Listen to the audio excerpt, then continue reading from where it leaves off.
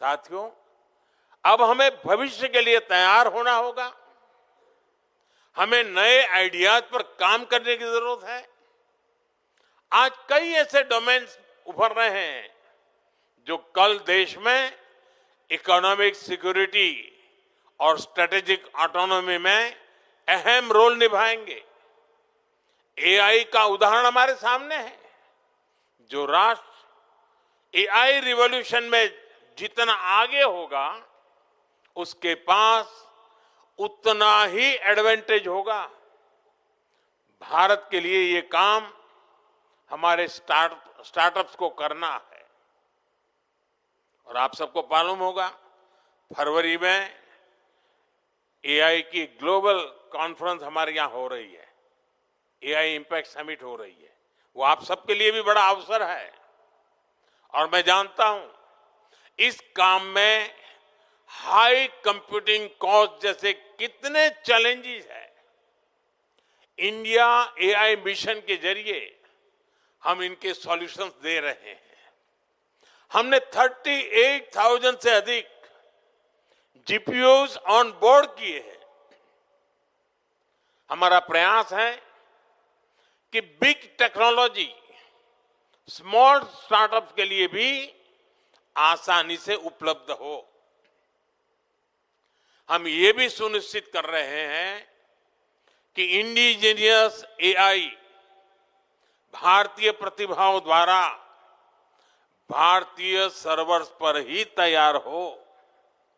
इसी तरह के प्रयास semiconductors, data centres, green hydrogen और कई अन्य सेक्टर्स में भी किए जा रहे हैं। साथियों, जैसे जैसे हम आगे बढ़ रहे हैं, हमारी एम्बिशन सिर्फ पार्टनरशिप की नहीं रहनी चाहिए। हमें ग्लोबल लीडरशिप का लक्ष्य रखना होगा। आप नए आइडियाज पर काम करें, प्रॉब्लम्स को सॉल्व करें।